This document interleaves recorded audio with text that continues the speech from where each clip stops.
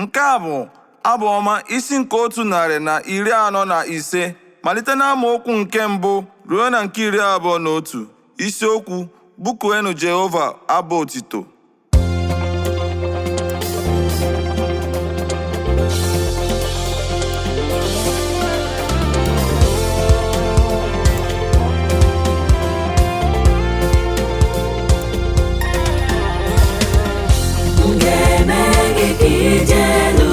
Chineke bụ eze, m ga-agọzikwa gị ruo mgbe niile ebighị ebi. M ga-eme gị ka ije elu. Chineke bụ eze, m ga-agọzikwa gị ruo mgbe niile ebighị ebi. Ụbọchị ka m ga-agọzi gị, m ga-etokwa aha gị ruo mgbe niile ebighị ebi. M ga-etokwa aha gị ruo mgbe niile ebighị ebi.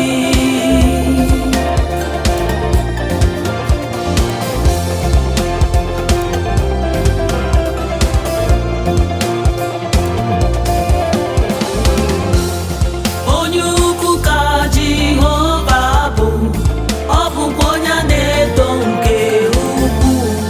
Ọ dịghịkwa ngwupụta ala dịrị ịdị ukwuu ya.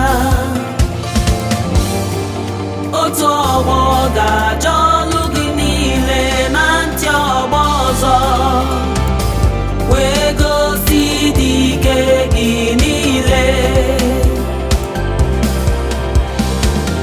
N'ime mma nke nsọpụrụ nke ebube gị, n'oke ọlụ gị niile ka m ga-atụgharị uche. Ọ bụkwa ihe